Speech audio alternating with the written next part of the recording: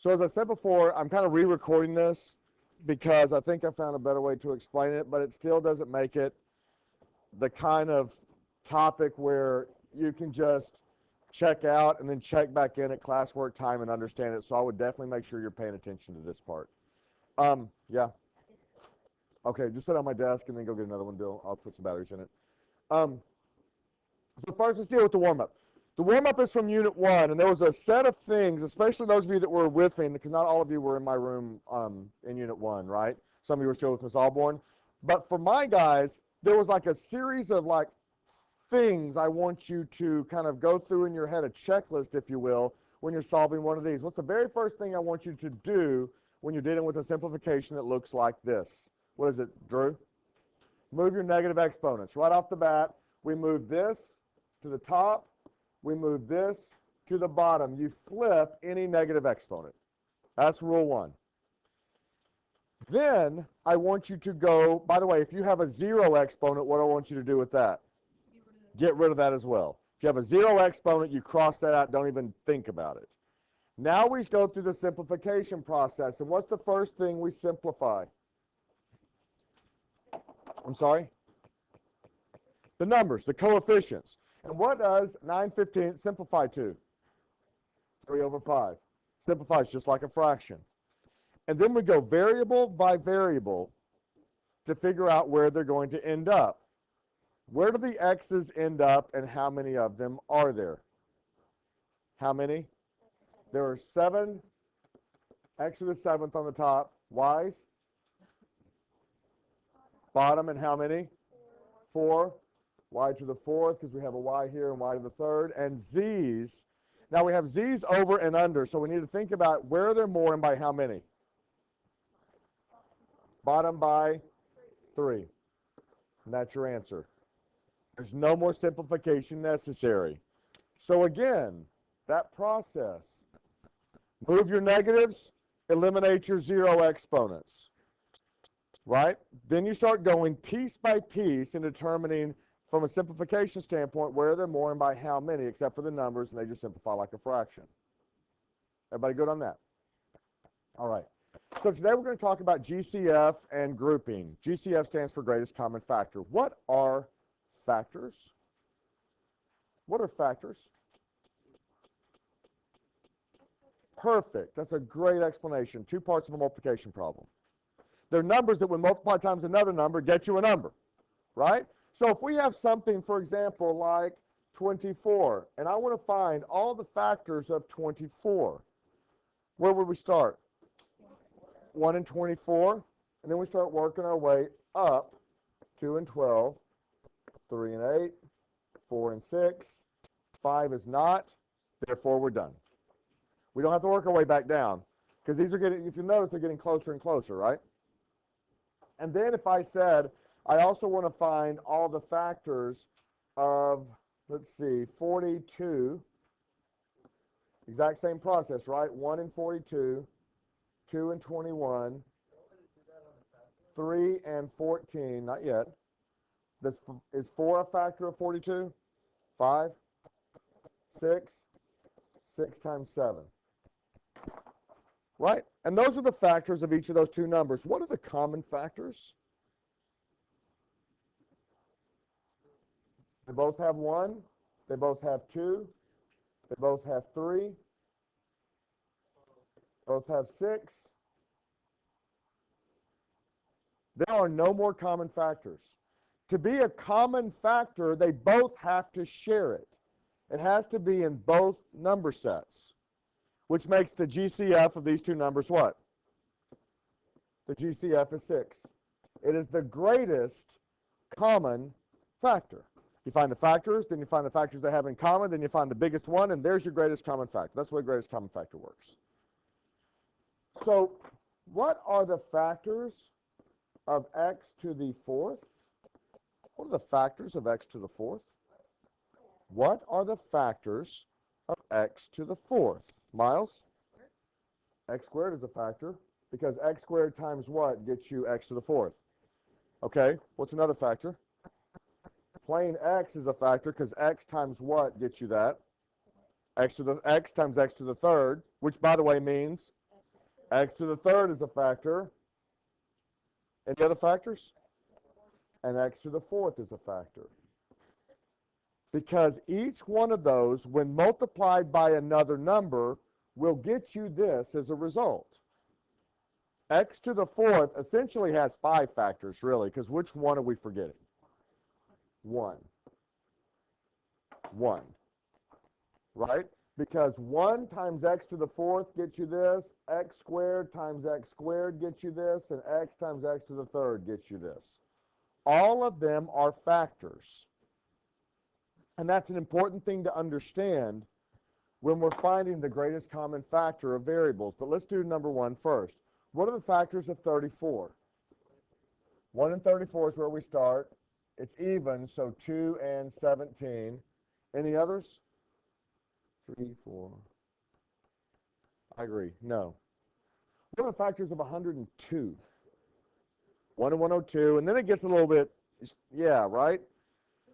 But what you can do is simply factor it, and we'll pick up your calculator and clear them.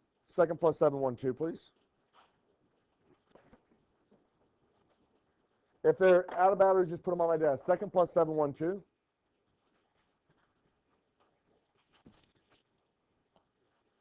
Everybody good? Now, if you go to y equals, hit the y equals button at the top left. Type 102 divided by x, and then go back to your table, which is second graph.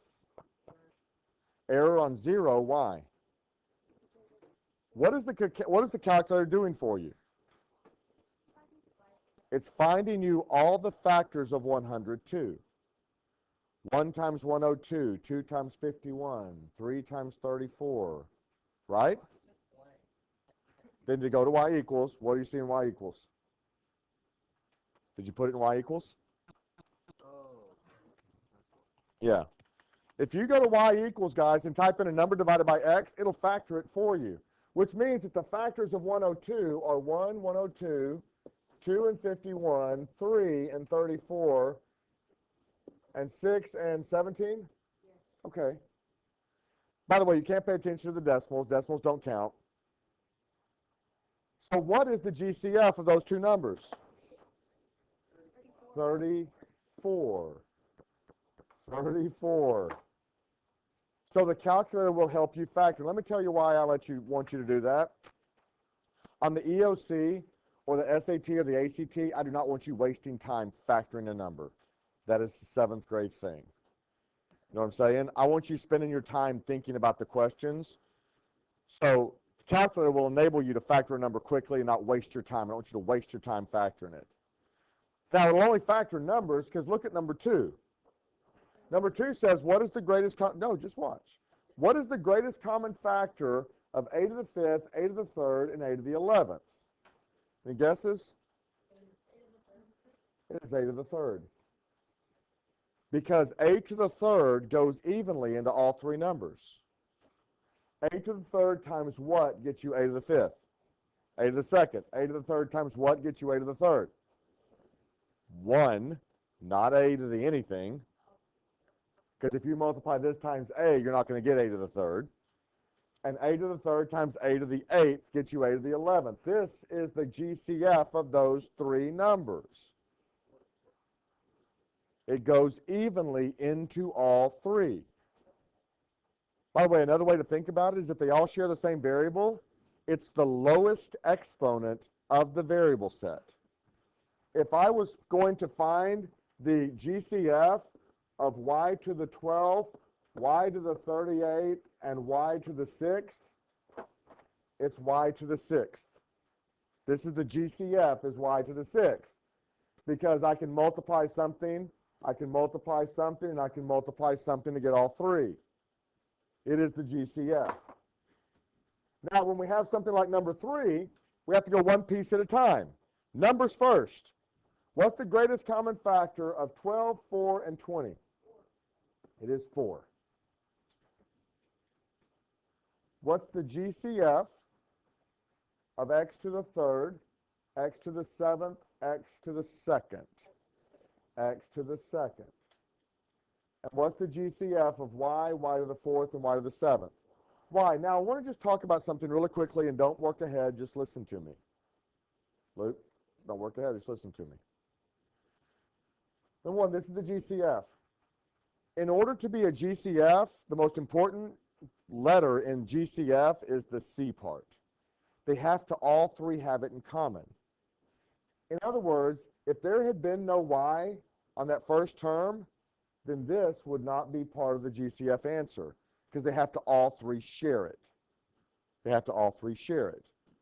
Okay? And also, well, let's back up a quick second. So 4x to the squared, if I wanted to multiply my GCF and to get this, what would I have to multiply 4x squared y times to get 20x squared y to the 7th? Luke? 5 y to the 7th. No. Y to the 6th. This times this will get you this. Because 4 times 5 is 20. X squared times is x squared. And y times y to the 6th is y to the 7th. It's like working backwards. It's like working backwards.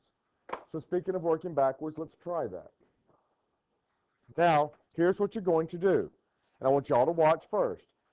I want to find the GCF of these two numbers. So let's do that first. Let's go numbers first. What's the number? 7xy.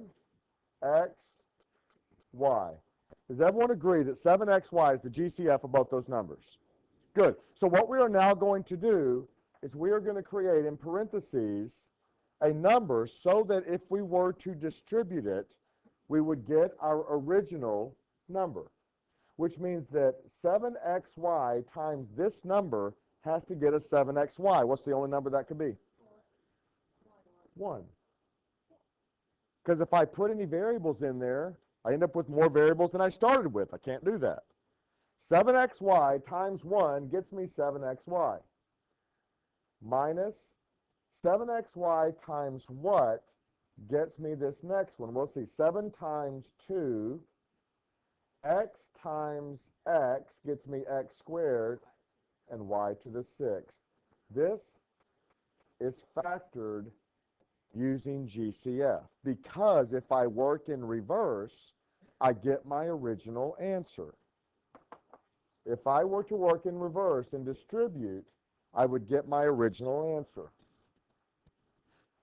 Okay? Ryan? That is the answer. That's the final answer. It's factored using the GCF. So let's try this. Remember, they all have three have to share it. So we've got to find our GCF first. What number? What number do 4, 18, and 10 all share as a factor? 2. It is not 4 because 4 does not go into 18, nor does 4 go into 10. Now variable sets. What's the least number of A values they all share? 3. A to the 18. Nope, because that's a single A, Luke. Oh. No, it's okay. Now B. What's the lowest number of B values they all share? 4. B to the 4th. That is our GCF. Now we're going to work our way backwards. Now, how many numbers should be in the parentheses? There better be 3 because I end up with 3 numbers. So we'll do 1, 2, 3. Let's start with the first one. We're almost like thinking about it in reverse. 2ab to the 4th times what gets me 4a to the 3rd, b to the 6th? Well, 2 times 2 is 4, a squared, b squared. Very good. That's my first one. Plus 9b, and that's really it, right? Because I only end up with 1a at the end and 5 b's. And then my last one is minus 5a to the 3rd, and that's it. And ladies and gentlemen, that is your final answer. That is your final answer. How are you? Okay, so if someone says March 15th is the deadline to do something, what does that say to you? Like on that day, like by midnight, March 15th? All right, kiddos, here we go. Now, any questions on this? So now let's get complicated. Now let's get to the hard part. I want you to watch. Now, that's what happens when you factor using GCF. But how many terms do you see on these? 4 terms. There are 4 terms, right? There are 4 terms, and in algebra, there's a special circumstance that happens 95% of the time when you have 4 terms. And let me show you what it looks like. If you have 4 terms, you're going to split your 4 terms into 2 sets of 2 terms. 2 sets of 2 terms. And now, this is bothering me, so I'm going to have to move that. Okay, so now what you're going to do is we're going to pull the GCF out of the first 2 terms. So we want the GCF of these 2 guys. So that would be 7k squared.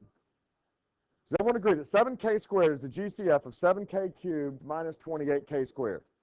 Now, in parentheses, let's work our way backwards. What would I have to put as here so that I end up with that? K minus 4. Now, I'm going to do a quick check before I move on, because I have to do a quick mental check to make sure I'm good. Does 7k squared times k get me this? Yes. Does 7k squared times this get me this? Yes, so I'm good. So now watch what you're going to do. You're going to take that k minus 4, and you're going to duplicate it over here. And now you're going to work your way backwards. What coefficient would have to go here so that when you multiplied, you get this from that second part? 5 positive or negative?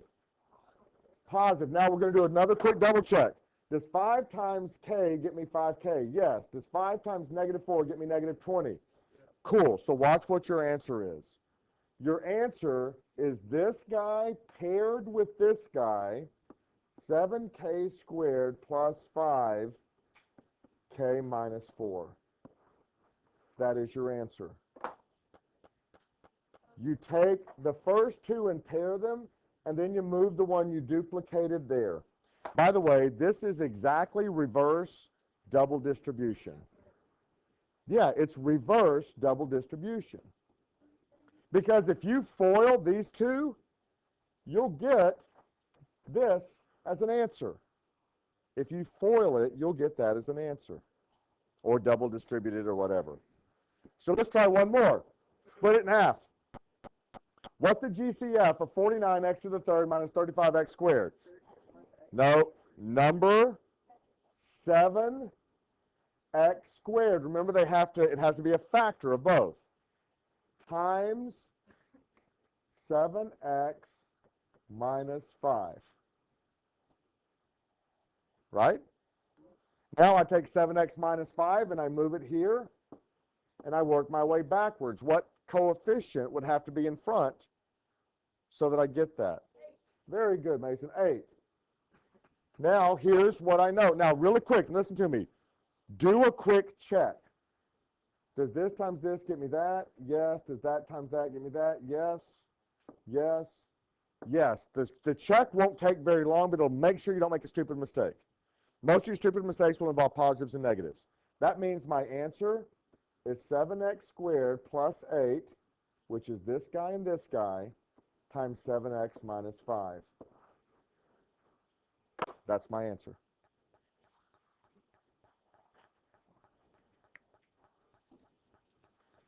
And you can tell Miss Wilson that we are way more important than science, and she can. That's what I told her in an email. I was like, good. Okay. She's a science teacher. It's different, Miss Wilson. All right, here we go. Y'all try number 8 yourselves, please. Split it in half, GCF, duplicate, work your way backwards. You got to think about it slowly. You have to slow down and go methodically. No, listen to me. You do the factors, the greatest common factor of the numbers, and then what variables do they have in common?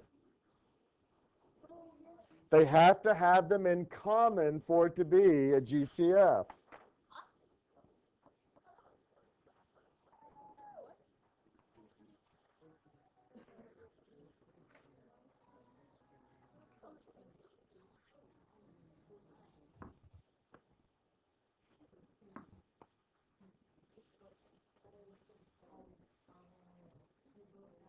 Remember, they both have to have it in common, or it's not a common factor.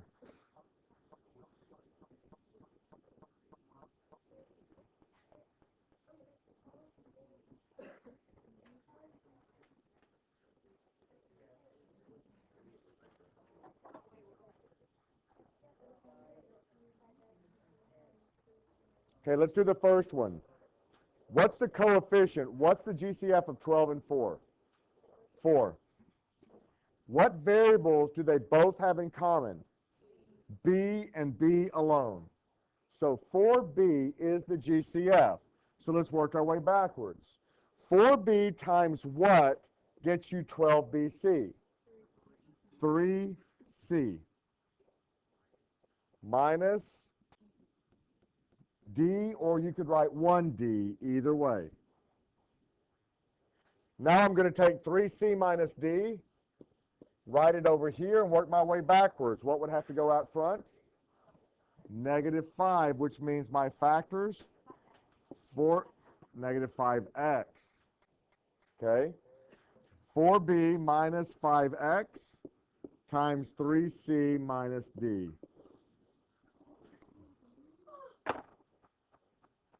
I know, right?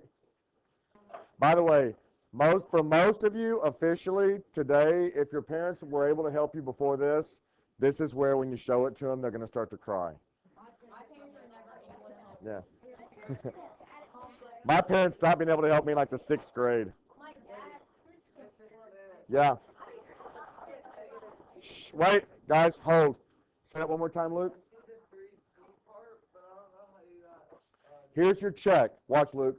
This times this has to equal that. The only way you get 4BD is you have to have this D represented here. Okay? So let's do one more. Let's do 11. I know, that's why I chose 11. Let's do 11. Remember, split it in half. Take it apart. Come on, Dylan, you can do this. You can.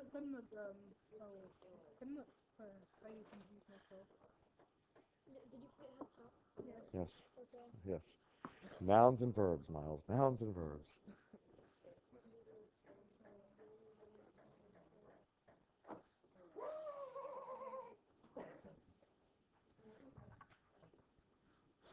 It would be funny, though, like, finish a problem halfway and just go to, like, one of your parents, the one that you know whose head will explode, and go, I'm really stuck here. Can you kind of help guide me through this? No, it's not. It's fun.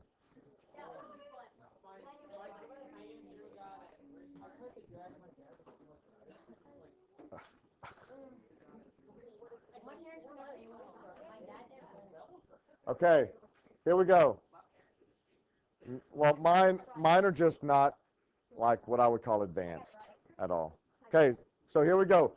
What's the greatest common factor of the first pair? Let's go number 4, Y, because that's all they have in common.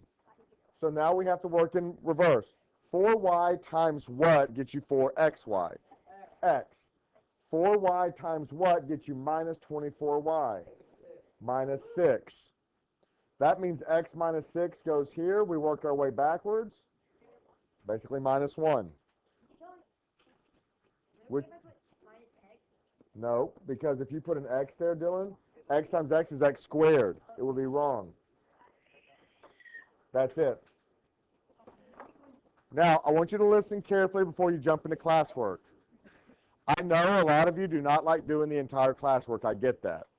But if you haven't noticed yet, my classworks are divided into sections of different types of problems.